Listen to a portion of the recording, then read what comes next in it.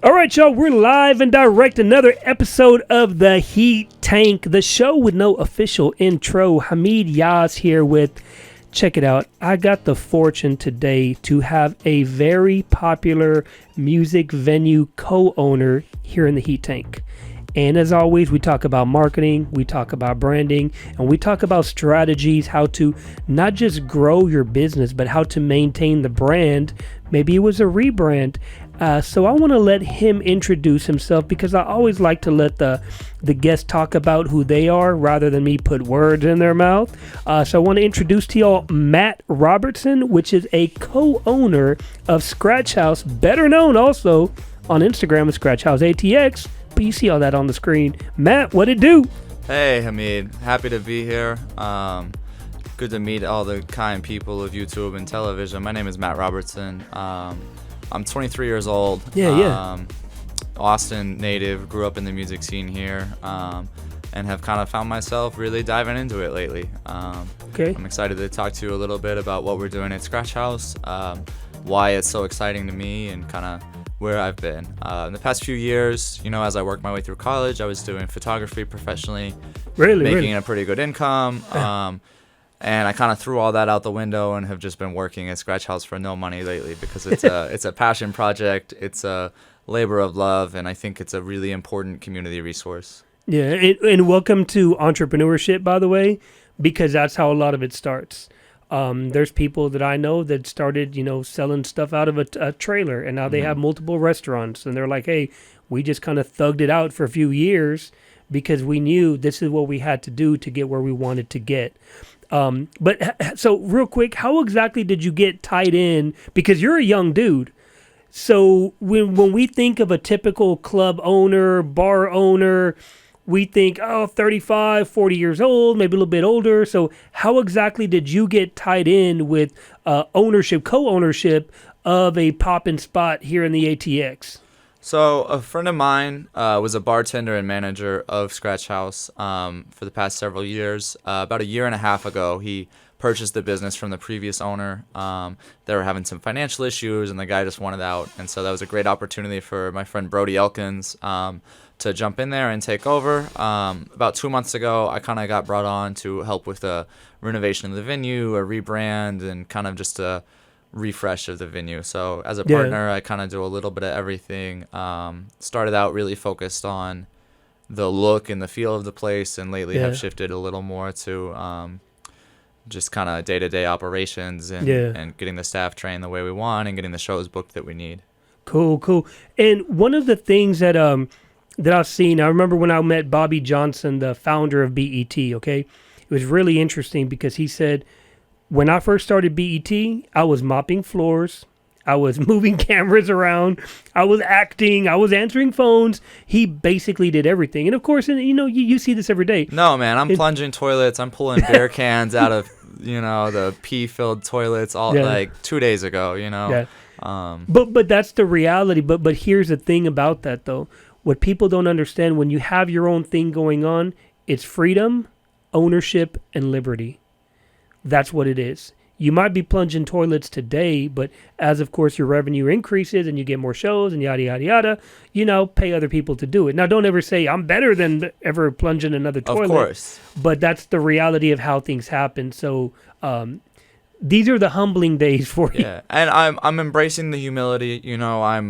I'm paying employees out of my own pocket with money that I've made elsewhere. I'm really enjoying getting to be so hands-on, and I'm excited for where we're going to be in 5-10 years, as a venue and as an individual. And even if this business fails and I'm out of it and I'm out the money and I'm out the time, I think the lessons that I'm learning are really important. I'm a young guy. I don't claim to know a lot necessarily to educate people, but I'm learning as I go, and I'm loving the process. Yeah, and the cool thing about having a spot is, like you just said, you learn.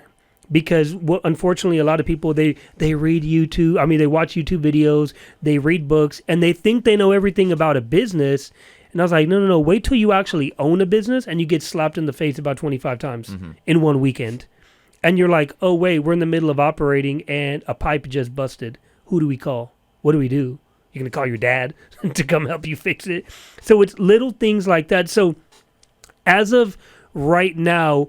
Scratch House has been around for how long, or what's kind of the quick backstory on Scratch House? So Scratch House has been around for about 4 years. Okay. Before that, it was a music venue called Holy Mountain that went out of business, and before that, it was another music venue called Beauty Bar that also went out of business. Yeah. So there's a history of the space as a music venue, the key genres that have been booked there, and the crowds have shifted, with each name change and ownership and management change. But we're just trying to get something that'll last there, hopefully. Yeah. And one of the things that I've caught on to, just kind of checking out Scratch House's content and such, is that it's depending on the night, there's something different going on. So what I think of is cool about that is that it's not known for just rap, or it's not known for just EDM or whatever. Is that by design y'all do that? Totally. We really strive to be a multi-genre venue. We don't want to limit ourselves to a certain type of music or a certain crowd. We want to be open to the city of Austin and all of that music, because music is really heading somewhere where there's not all these genre lines of electronic music is pop music, is rap music, and hip hop. It all blends in together. Yeah. And we think that there's people that love it all. You can like rock music and rap music. You don't have to limit yourself, and we don't want to limit ourselves. Night to night, it might be focused on hip hop, it might be focused on kind of indie rock, whatever. But True. As a venue, we don't have a genre focus. We just want to book good talent and provide a home for a lot of local artists to get to perform, whether that's learning and starting out, or seasoned artists that people want to come see, who are opening for national headliners that might come in for the night. Cool. Now, let me ask you a question. With the management that y'all currently have, or the ownership, do you see that there could be some that say, well, I want it to be just this, or I want it to be just this? Or is everybody somewhat on the same page as far as, hey, we want to be not necessarily something for everybody, because I don't think you guys are going to have like opera type of, or, that type of thing in there. But one of the things with branding, and I tell people the main goal really of branding is becoming the first or the only one that comes to mind when that product or service is wanted or needed by the consumer. Okay. Now, what you guys are doing is a little bit tricky. Okay. It can be pulled off. Don't get me wrong.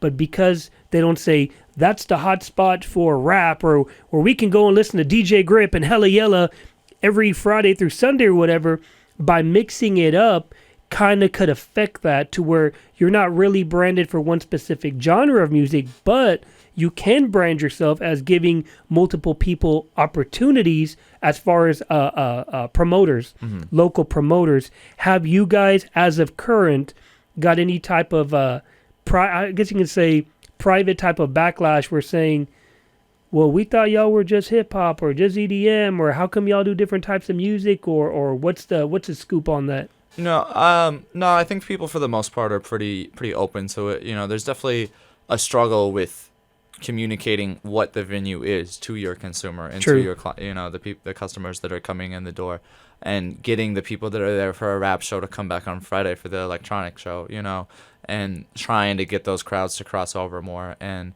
we know those people exist in Austin, and we just want to kind of get the word out to them, and kind of make it like a cool and good hangout, for local young creatives to be. Yeah. And that's one of the things with music. If you love music, you could be a hardcore, I don't know, club, like regular rap, like club rap. But once you start getting into EDM and you're like, oh, wait a second, some of the same effects, some of the same instruments, some of the same digital, whatever, it's kind of the same, just no one's rapping over it. It's just sped up a little bit, maybe. Yeah, it's a permutation of the same thing, and you see that with electronic music coming into hip-hop, and hip-hop coming into pop, and pop going into electronic music, and everything blending. And so, we see a future where, it's not just rock and roll on the radio, but we'll have someone come in and a brass band play too. So we try and be open to everything.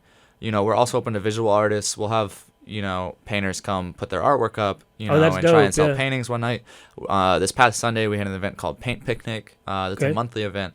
We paint the walls in the backyard black, and then we section them off into large sections and let muralists come in and kind of put something up, and it's temporary. They get a month, but they get a month in a public place where people are coming in from different crowds and different scenes, And so we throw a party where, there's some upbeat house DJs playing outside, people are painting, people are drinking, having fun. Yeah. It's a great way to spend an afternoon. Do y'all document any of that, like as far as video, pictures, or? We do. I want to step that up a little. Yeah. And make sure we have galleries of that art online, recap videos. There's a lot of ways to document that. That can be as simple as having someone go on an Instagram live during the event, and maybe that gets you people to come out that day that weren't going to another time, whereas your recap video gets people for the next one.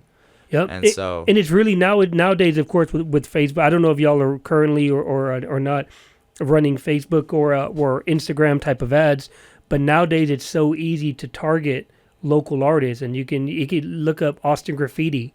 I mean, even that on Instagram and such, because that'd be dope for a lot of writers to go out and they say, hey man, we got this wall, and then of course when you now become the premier hotspot for them to be able to do that. Oh, by the way, is Castle Hill, is it gone, or is it? It's gone, man. Really? So nobody can access anything? It's locked up. It's closed off, and I'm sad to see it go. I started going there when I was 16, trying to, sneak out and smoke pot with some girl. Yeah, we used to go over there and break dance at the top, Yeah, man. People would go skateboard, they'd go spray paint. It was a really beautiful, beautiful place. And just as it got nicer and more touristy, and now it's gone, I think it's a loss for the city of Austin.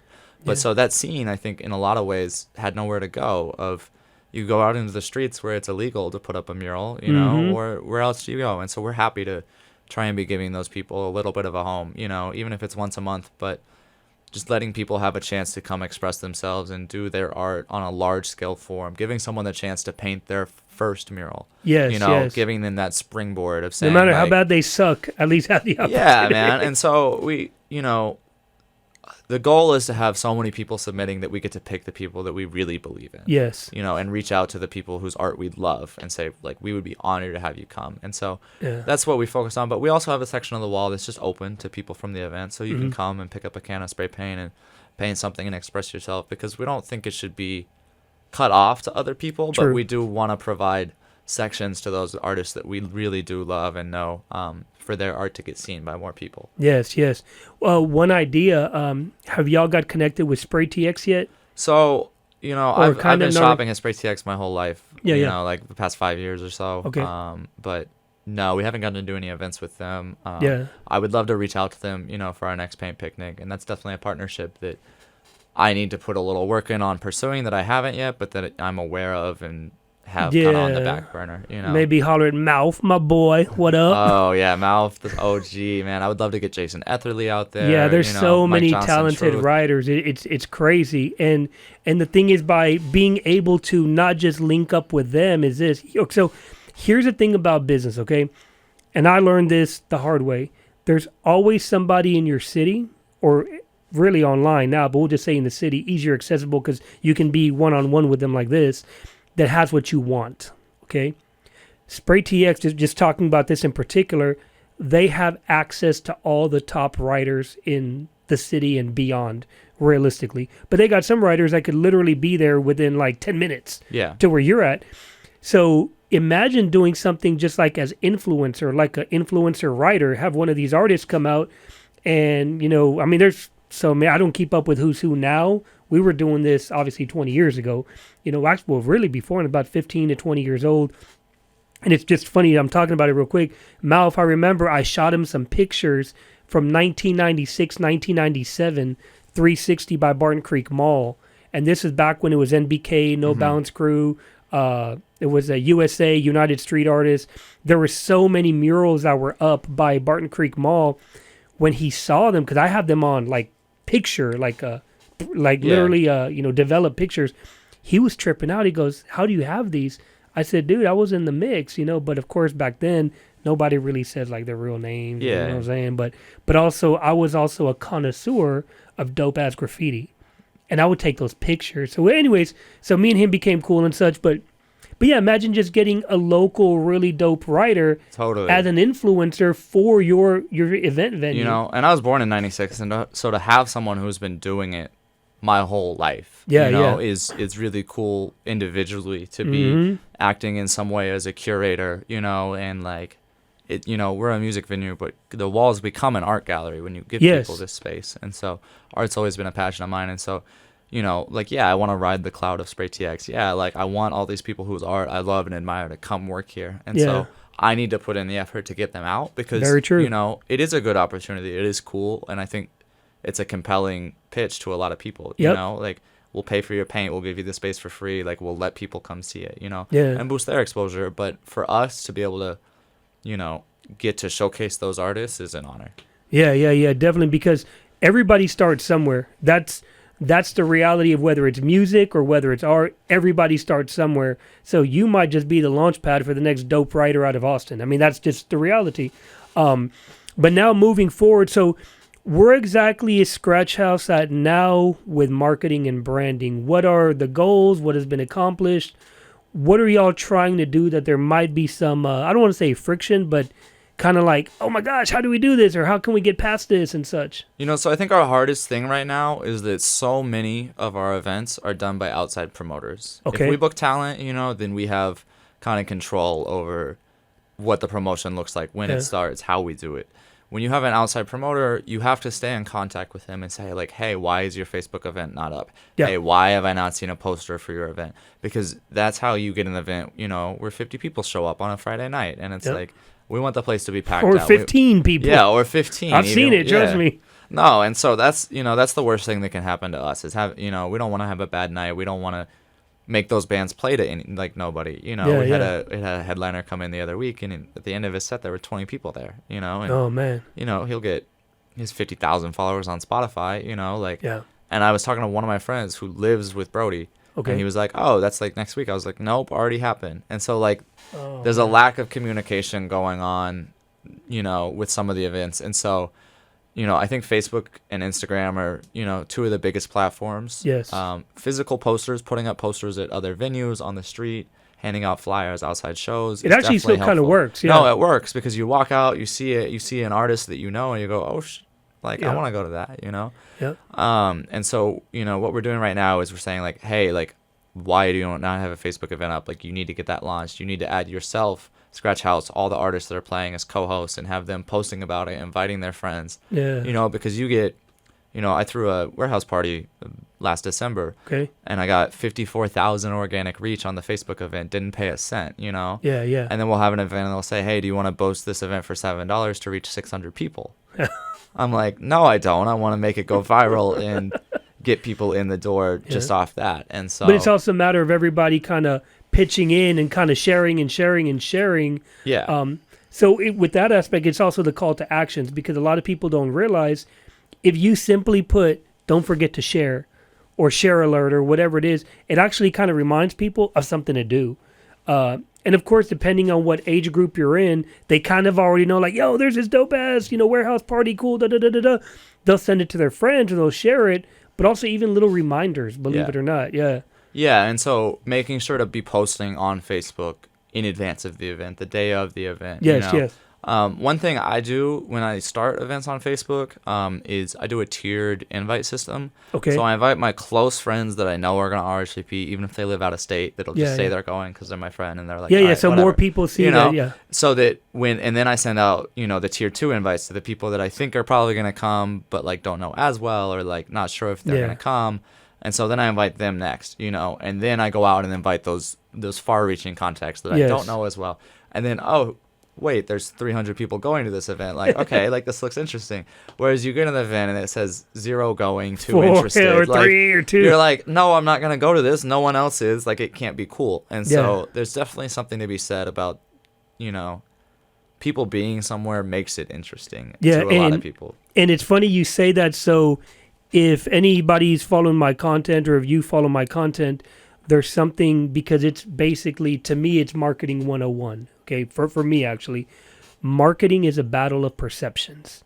That's really all it is. It doesn't matter whether it's Nike trying to get you to perceive that if you buy certain shoes, you're going to jump higher, run faster, whatever. It doesn't matter if it's Adidas coming out with a new something that makes you feel like you're really cool. Yeah, Red Bull gives you wings. Yeah, Red Bull gives you wings. Yeah. So everything's a battle of perception. So what you just stated is basically that. You're giving people the perception that it's going to be popping. So now, don't get me wrong, when more people say, yo, it's going to be popping, they share it, and maybe there's only going to be, we'll just say purpose of conversation, 50 people at an event, but because there was this perception built up around it, it now becomes 250 people that really actually came to the event. Yeah, and when you have 3,000 RSVPs on Facebook, your posts that you put in that event reach so many more people. You have so much more opportunity to sell advanced tickets and guarantee that people are going to come. You can sell higher price tickets. You can say, hey, like, maybe I should put some money into promotion and really try and blow this thing up and really slam the house, and make that extra push because you already know it's probably going to do well. So you're like, all right, I'll throw $100 on Facebook because it's like I've already sold $500 in tickets. Like, screw it, why not?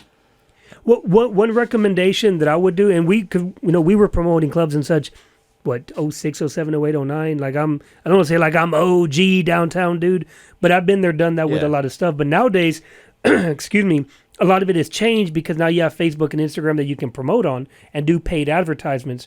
Back in the MySpace days and early Facebook was a lot different, okay? So something to think about now that you have promoters, hey, because once again, you've got something that they want. You have a club, you have a bar, you have a stage. Damn, I sound like Juicy J now, right? So what happens is you have something that a local promoter wants, okay? So you're the one that's holding their, I don't want to say their fate in the palm of your hand, but the reality is this. My opinion, if I owned a club or bar, or music venue, whatever, because once again, everyone's going to sell you the perception that, oh yeah, we're going to do this, we're going to do that, blah, blah, blah, blah, blah. They're going to make it seem like they know what the heck they're doing, right? And you take their word for it. But I would personally say, okay, give us the flyer, you booking it, because I don't know how you do it with door splits or bar guarantees like that. I don't know. I'm assuming it's contingent depending on who it could be. It changes night to night. It changes on the promoter. Weekends are more expensive, because we need to make more money on the weekends. Like any venue does, and it's like if we have a long-standing relationship with you, we might cut you a deal. Or if we need to fill a date that got canceled last minute, we'll reach out to someone that we know and say, like, hey, you don't need to pay a room rental. Like, hey, there's no bar minimum. Like, please just, book artists, invite people, and then it'll come out and there'll be a successful night on a night that could have failed. True. No, very, very true. And one of the thoughts, and maybe something you want to look into is say, hey, you guys want this, but there's going to be a $50 promotional that comes to the club. And what I mean by that is this. Let's just say JJ Promotions or who, I don't keep up with who's promoting what, but let's just say JJ Promotions. Okay, cool. JJ, this is the agreement that we have, blah, blah, blah, blah, blah. But there's also going to be a $50 promotional fee that, you can word it a different way. You don't got to call it a fee. You can call it a promotional value or whatever that you guys pay. They pay. Because they're going to give you guys, ScratchHouse, $50. But here's the thing. You get that $50, right, that someone else gave you. You get the flyer that whether they went to Fiverr or they did it on Canva, whatever, I don't care. As long as they got a legit looking quality flyer, you guys post it on your page, but you use their money to push it. Yeah. Okay? Because I've seen a lot of bars and clubs, don't get me wrong, what they do is they'll get someone else's flyer and they'll put it on. Okay, cool, but you're telling the same people the same message. Because if you guys got, let's just say 3,000 followers or 500 followers, whatever it is, on Instagram or Facebook, for the most part, you're telling the same people the same message. Yeah. The same people a new message. But when you have somebody else, a condition of doing business with you guys is a minimum of $50. Realistically, if they can't come up with $50, they shouldn't be promoting a show. Of course. To be honest with you.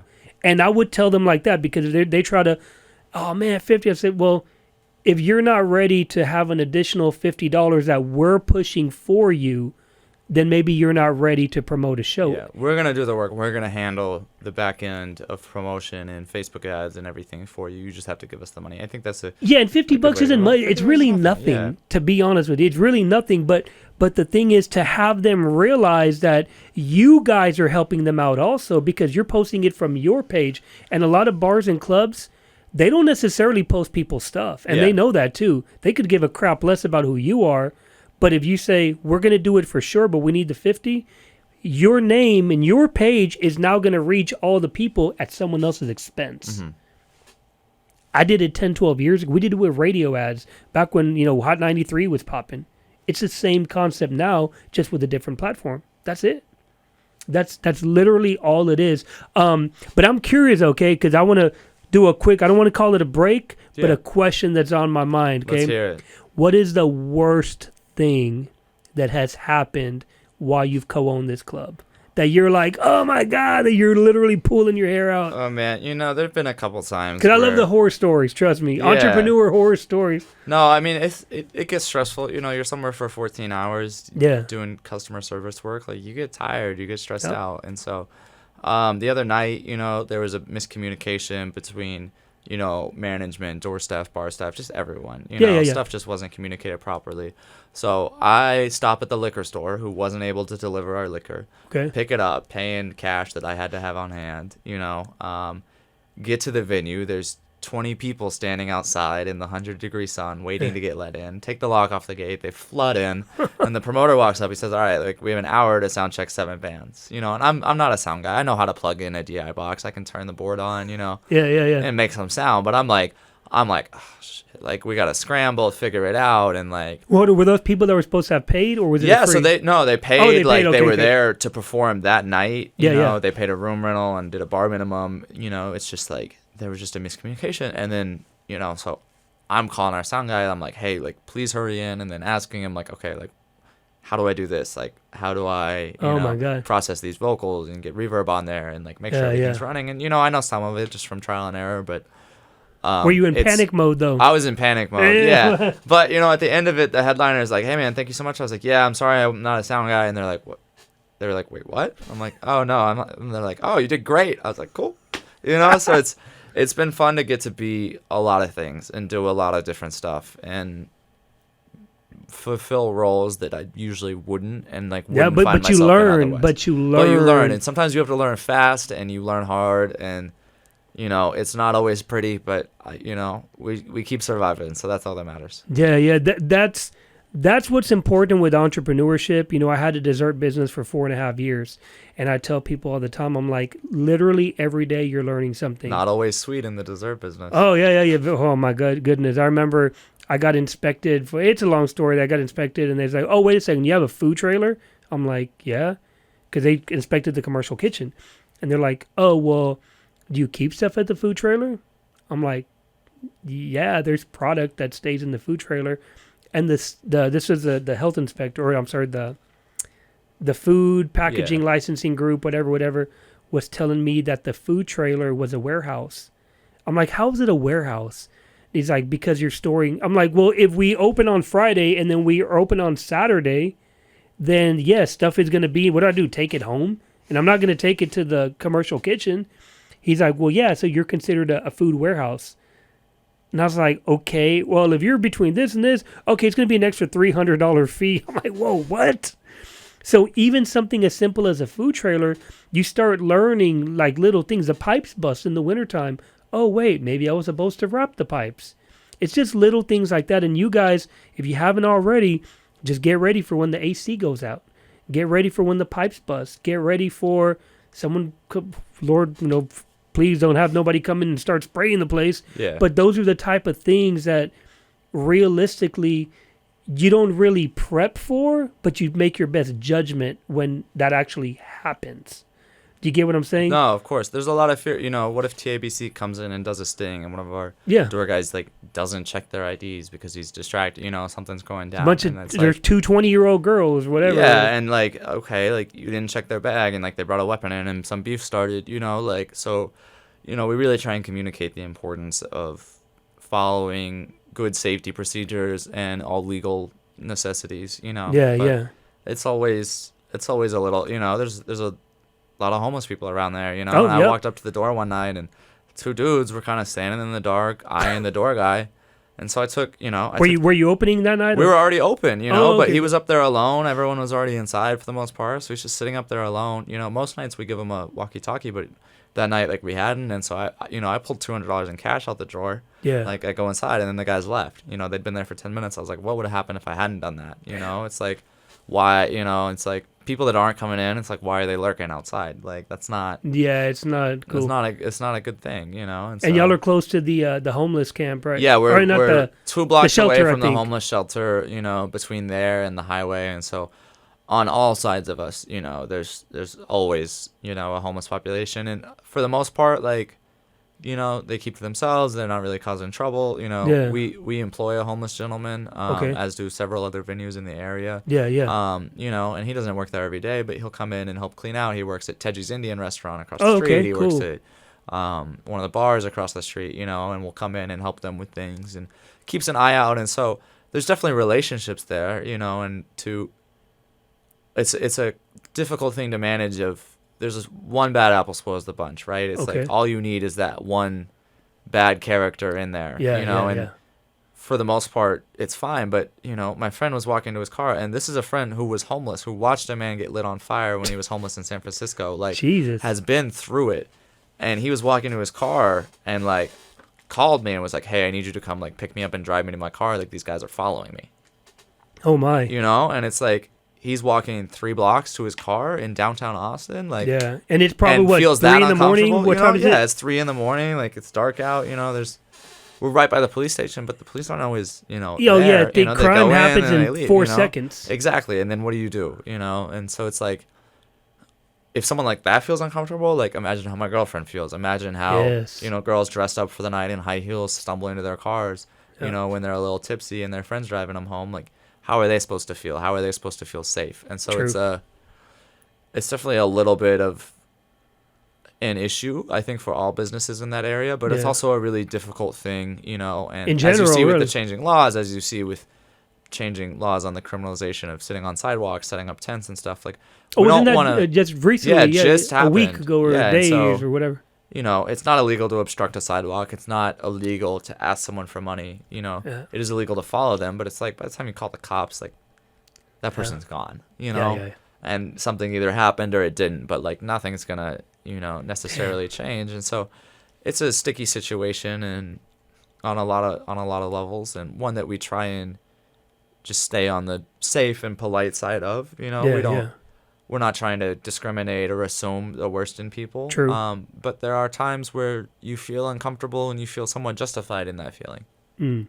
What? Let me ask you this: in your experience, you know, co-owning the venue, what has stood out as far as the best? I don't want to call it the crew, but the best promoter that they really like blew y'all away. That you're like, yo, these guys or girls, whoever Yeah. could have been, that these people really knew how to pack a show or bring people in. But what were the characteristics or the strategies that they did that really stood out that you guys were like, these guys know what's up? Like, what in particular have you noticed? You know, there are a couple different people that I would highlight and call out. You know, there's a crew called Baked Up that throws. What was it called? Baked Up? Baked Up. Baked Up. Yeah, they Okay. bring desserts to all their shows Oh, to give dang. out, like Rice Krispie treats and stuff, you know.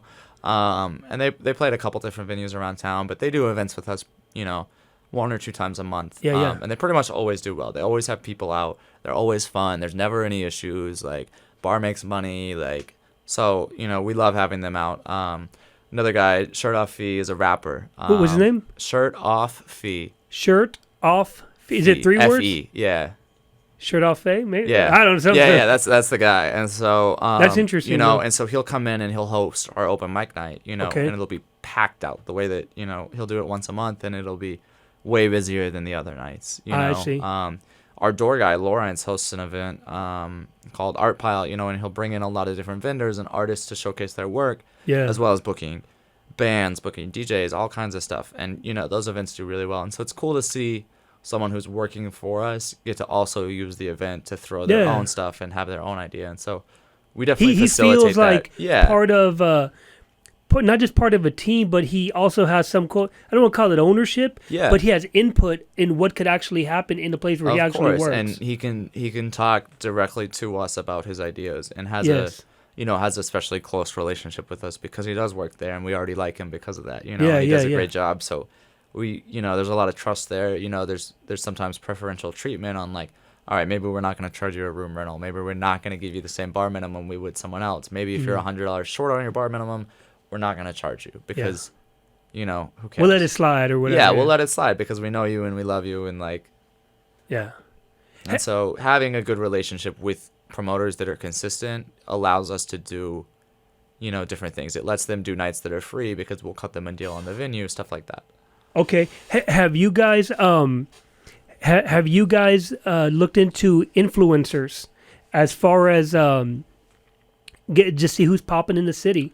And it's not necessarily to book them for a show, as far as like to come and perform, but to kind of use them as a spokesperson for you guys to say, hey, look, and and I know how Austin is, depending on the type of music you're, especially rappers, they feel like, oh, you want me, you got to pay me $500 or $1,000. Let me talk to my agent. Dude, your agent is like your mom. Mm-hmm. Your booking manager, whatever, is like your homeboy. It's like, I mean, I understand the hustle. I'm not knocking it, but what I'm saying is, but tell them, hey, look, if you know that, whether it's, I don't know, there's this one young rapper. He's got a couple 100,000 followers on Instagram. Young dude. It's not Kenny G. I know he's popping, but there's another one. Well, oh, man, I'll try to remember the name. In Austin? He's in Austin, yeah. Young dude. I had a crew in here, a DJ Gang Shit. Okay. I had DJ Gang Shit in here and 3 or 4 of his homies. They were in here as well. But we were talking about man, I got to remember what the guy's name is now. Anyways, he's gone viral. He's doing it, and he's here in Austin, Texas. But what I'm saying is maybe getting somebody, whether it's him or anybody else, really, it doesn't matter, just someone that's influential in the region that you're at, which is obviously Austin, Texas, because I'm assuming 99.9% of your people come from Austin, Texas, for the most part, realistically. But getting somebody and maybe saying, hey, look, we're going to pay for the advertisement, so you could have your music playing in the background. You just do a little freestyle drop for us, a 30-second whatever. We'll put up X amount of dollars to push it on Facebook and Instagram. We'll tag you in it, blah, blah, blah, blah, blah, blah, blah. So you might not necessarily pay them for their quote-unquote appearance, but you're paying for the promotion of it, which they're going to be seen by a whole new crowd of people, or to people that they might not even be paying to reach. Mm-hmm. That's something I would look into personally if I owned a club, because I'm like, yo, who's in the city, who's popping? Realistically, who's popping? Because I need them to talk about my club or my bar. I want to run some ads, but I need a spokesperson. But instead of me going to Fiverr and getting somebody for $25, $30, I need someone that's recognized in the city to be able to do that. Have y'all thought about that yet, or on a small level, we can do some stuff like that. It's something where we definitely need to grow that. Okay. And it's finding those people where that is going to be successful. Yeah. And it's also it's a struggle to find the money for that promotion sometimes. True. When rent's due in a week, and it's like you don't have enough money. You don't have the 300 to run the ad. All right, I can't run that ad right now, and so there's on some level we have to figure out how to make it work without doing that. Yeah. To then afford that, and then hopefully, the idea and hoping is it works. Yeah, to grow exponentially and hope that in the future, we can start putting more money into advertising every event, and then all of a sudden we go from having like some good events and some not so good events to having like a lot of great events every night, and so in the long term, that's definitely something we're going to push. For now, it's hard because on some level, like, you're not going to succeed if you don't advertise, but it's true. How do you get virality? How do you get promotion that doesn't cost you money is something that we're looking at right now. But definitely finding those people that we think are influential, saying, hey, like, you don't have to buy a ticket. Hey, we have a bottle for you, when you show up, like, hey, we roped off this section, like, bring your friends, Yeah, because we know a bottle in a club for y'all. Oh, but I was going to ask you, because obviously you're deep in the mix. Is it still was it Rubens or... Okay, so this is, back in the day. I don't know how it is now, but all the bars and clubs in Austin on 6th Street had to go specifically to, was it Twin Liquors or Rubens? Or did they pretty much use Twin Liquors for pretty much everything. Okay, yeah, so, because I remember back in the day, it was like they had to. It was like there was no option. And I was like, that's kind of interesting. It's like some mafia type of stuff. Yeah, so. I think we can buy from Specs, but Twin usually I think has the best prices. Okay, They've delivered to pretty much everyone in the area. I see. So that's definitely like the standard. And and going back to what we were talking about, how do you find the money? Okay, you don't have to pay for it. I'm being honest with you, and that's what I help my private clients with. Is they say, "Well, I don't got the money." You don't have to have the money. Have someone else pay for it. You have Music Lab, right? They have 2 locations or 3. Is it 2? 2. Okay, yeah, Music Lab. I think 'cause they used to have 3, but 1 closed down. Anyways, you have Music Lab that has money, and if you're going to be, blasting out to people that are into music and such, hey, Music Lab recording, hey, Music Lab, can you guys sponsor X amount of money? So if, let's say, for example, it was going to be a $300 promotional run, whatever, have Music Lab pay for $200 of it, or maybe even 3. Start at 3. Start at the top. Start at 100% promotion, and then start negotiating down and whatever, if you have to. But not just Music Lab, but there's other.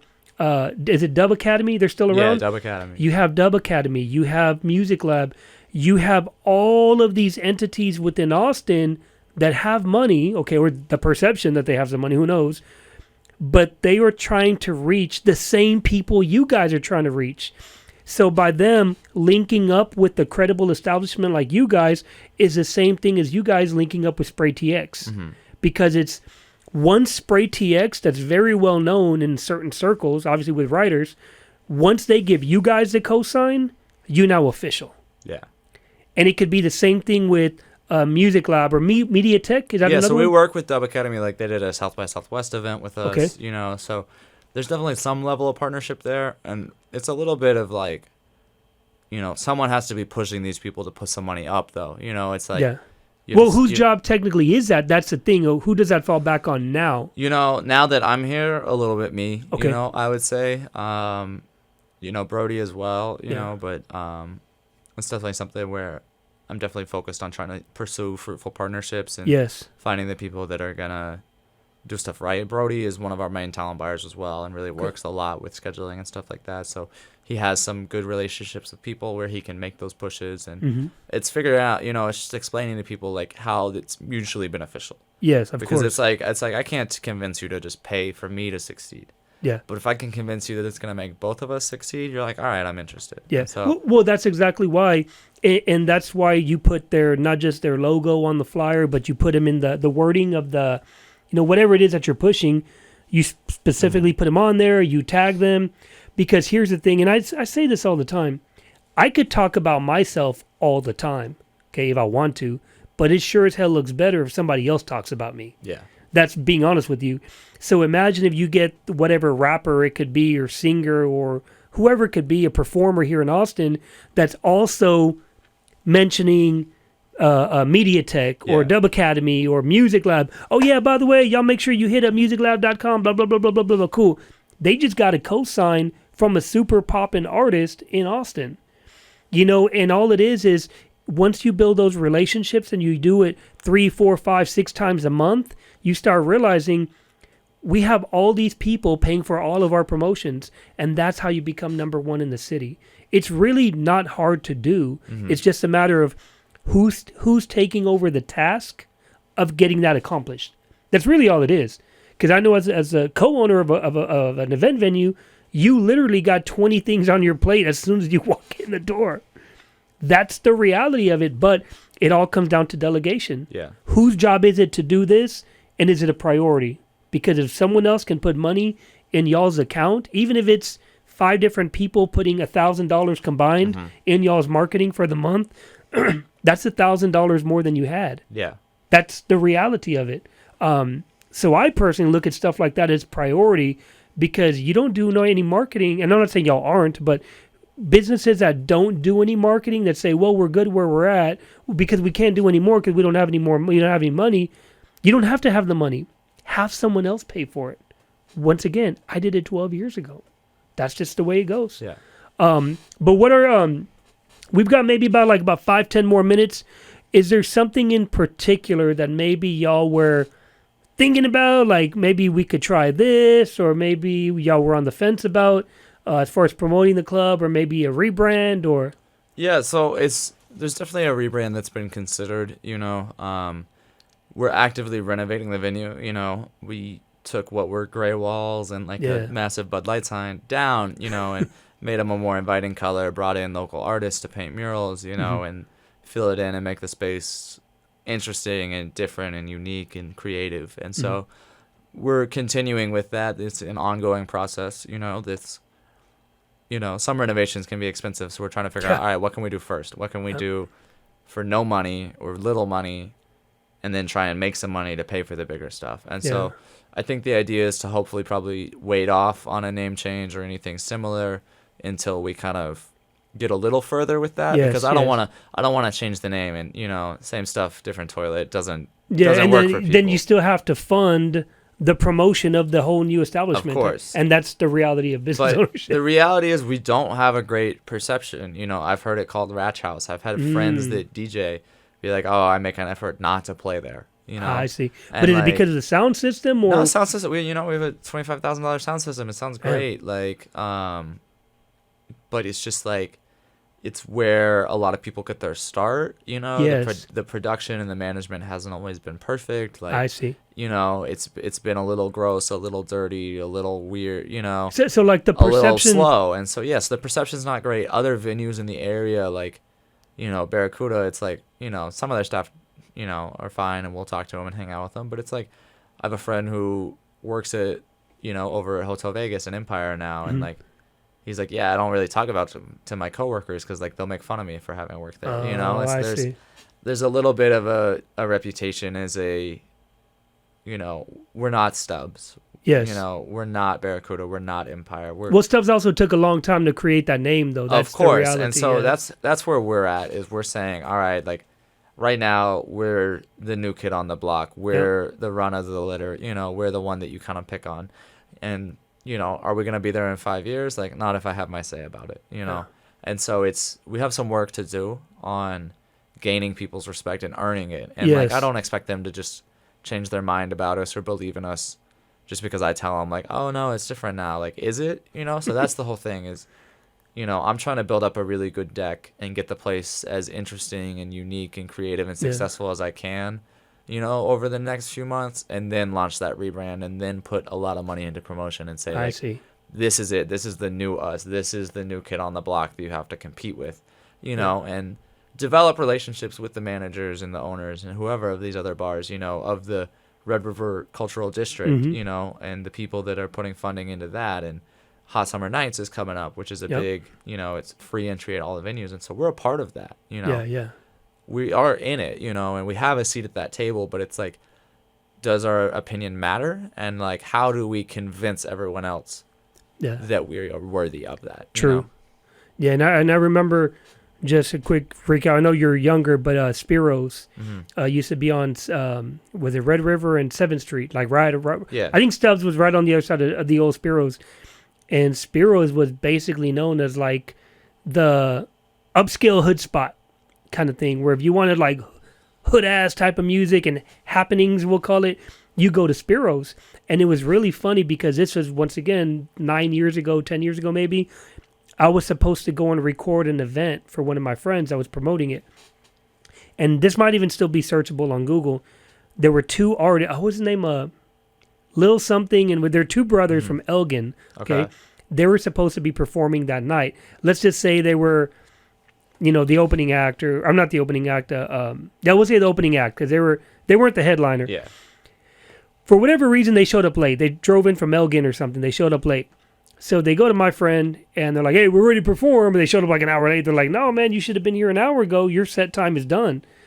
No, man, blah, blah, blah, blah, blah, blah. Well, they got all pissed off, okay? Well, something told me that night, don't go to Spiro's. I think at the time I was working a regular job, and I was like, screw that. I got to wake up already. They're only giving me like $75, but I'm not going.